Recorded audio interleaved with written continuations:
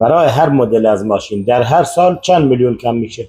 برای سال اول 7% از قیمت ماشین، برای سال دوم 4%، برای سال سوم 3%، تا سال دهم تو کپشن برات نوشتم. ولی یه نکته خیلی مهم داره که الان بهت میگم.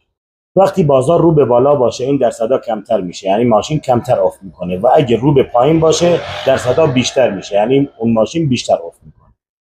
به عنوان مثال شما 207 سقف فلز فرمون هیدرولیک رو در نظر بگیرید که امروز قیمت صفرش 1404 850 میلیونه.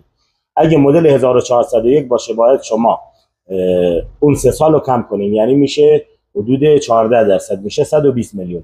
یعنی 207 401 هیدرولیک اگه بدون رنگ و درجه یک و کارکردش مناسب باشه و بیمه و لاستیک تکمیل باشه تو بازار 730 میلیون راحت فروش میره. تو پست‌های بعدی میخوام فرمول کامل قیمت گذاری ماشین رو بهتون بدم. این قسمت اولشه، فقط برای مدل‌ها. پیج ما رو فالو کنید، این پست هم برای همه رفقاتون بفرستید. منتظر پست بعدی باشین که مراحل دیگه قیمت گذاری رو بهتون بدم.